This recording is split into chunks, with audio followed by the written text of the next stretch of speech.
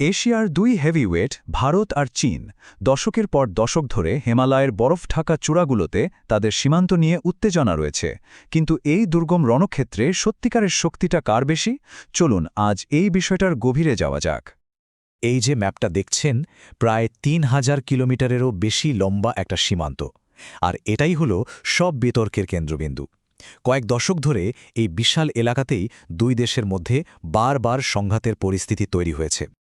তো আজকের মূল প্রশ্নটা হল, হিমালয়ের মতো এত কঠিন একটা ভূখণ্ডে ক্ষমতা আর কৌশলের খেলায় আসলে কে এগিয়ে, ইন্ডিয়ান আর্মি নাকি চীনের পিপলস লিবারেশন আর্মি?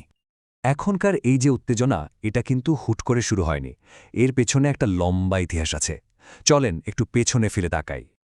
দেখুন, ১৯৬২ সালের যুদ্ধ থেকে শুরু করে একেবারে ২০২০ সালের গালওয়ান উপত্যকা সংঘর্ষ পর্যন্ত এই টাইমলাইন দেখলে একটা জিনিস কিন্তু পরিষ্কার বোঝা যায়।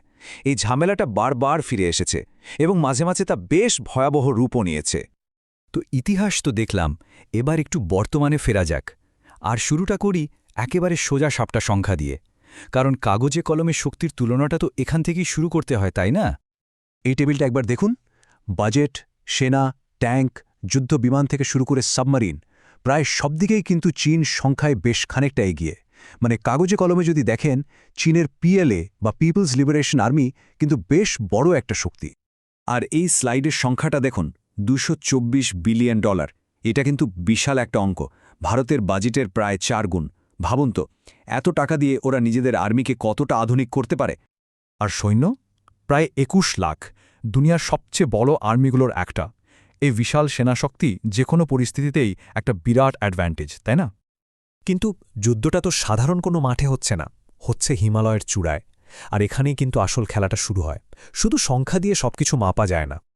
আসলেই তো, যখন আপনি প্রায় ১৪,০০০ ফুট উঁচুতে, যেখানে নিঃশ্বাস নেওয়াই কঠিন, তখন কি সেনার সংখ্যায় সব, নাকি অন্য কিছুরও দরকার আছে? উত্তরটা সম্ভবত না। ২০১৭ সালের ডোকলামের ঘটনাটা এর সবচেয়ে ভালো উদাহরণ। ম্যাপটা দেখলেই বুঝবেন জায়গাটা কতটা দুর্গম। এই রকম পাহাড়ি এলাকায় কে কোন পজিশনে আছে, কার অভিজ্ঞতা বেশি, এইগুলো সংখ্যার থেকেও বেশি জরুরি হয়ে পড়ে। এখানে অ্যাক্লাইম্যাটাইজেশন বলে একটা খুব জরুরি ব্যাপার আছে, মানে উঁচু জায়গার আবহাওয়ার সাথে শরীরকে মানিয়ে নেওয়া। ভারতের সেনাদের যদি সমতল থেকে সেখানে পাঠানো হয়, তাদের সময় লাগে, কিন্তু চীনের বহু সেনা আগে থেকেই তিব্বতের মতো উঁচু জায়গায় থাকে। ফলে ওরা কিন্তু একটা বড় সুবিধে পায়, খুব তাড়াতাড়ি আরও সেনা নিয়ে আসতে পারে। এমআইটির একজন বিশেষজ্ঞ আয়দান মেলেফ ঠিক এই কথাই বলেছেন। তার মতে, চীন প্রায় ১ সপ্তাহ ধরে ডোকলামে ভারতের চেয়ে অনেক বেশি সেনা রাখতে পারে, যতক্ষণ না ভারত নতুন সেনা পাঠিয়ে সেই গ্যাপটা পূরণ করছে। এই সময়টুকুই চীনের জন্য একটা বড় সুযোগ তৈরি করে দেয়। কিন্তু ভারতের হাতেও একটা ট্রাম্প কার্ড আছে, আর সেটা হলো সিকিমে ওদের স্ট্র্যাটেজিক পজিশন। সেখান থেকে চীনের চুম্বি ভ্যালির ওপর সরাসরি নজর রাখা যায়, যেটা ডোকলামে ঢোকার একমাত্র পথ।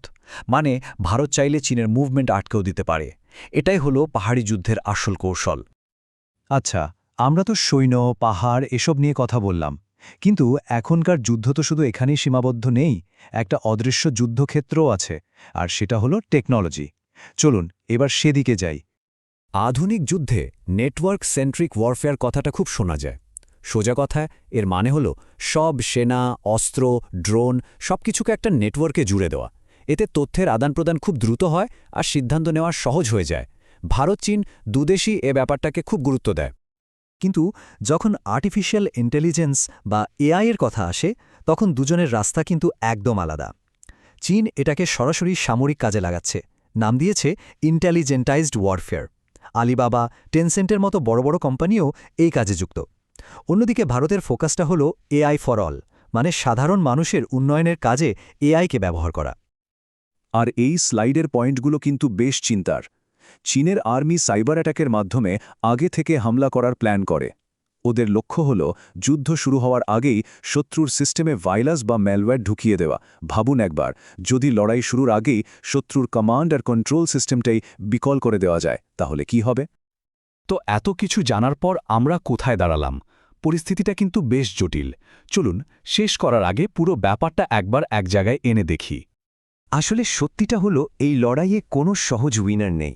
এখানে পরিষ্কারভাবে কাউকে এগিয়ে বা পিছিয়ে রাখাটা খুব মুশকিল। যদি এক কথায় বলি, চীনের শক্তি হল বিশাল সংখ্যা, বিরাট বাজেট, দারুণ ইনফ্রাস্ট্রাকচার আর সামরিক প্রযুক্তিতে ফোকাস। আর ভারতের শক্তি পাহাড়ে লড়াইয়ের অসাধারণ অভিজ্ঞতা, স্ট্র্যাটেজিক লোকেশন আর শক্তিশালী মাউন্টেন সোলজার। মানে দুজনের হাতেই খেলার মতো তাস আছে। আর এখানেই সবচেয়ে বড় প্রশ্নটা চলে আসে, আজকের দিনে যেখানে সাইবার অ্যাট্যাক আর এআই যুদ্ধের নিয়মকানুনই পাল্টে দিচ্ছে, সেখানে ভূগোলের এই যে হাজার বছরের পুরনো সুবিধা, সেটা কি আর টিকবে? ভবিষ্যতে টেকনোলজি কি পাহাড়ের গুরুত্বকেও ছাপিয়ে যাবে? উত্তরটা হয়তো সময়ের হাতেই তোলা থাক।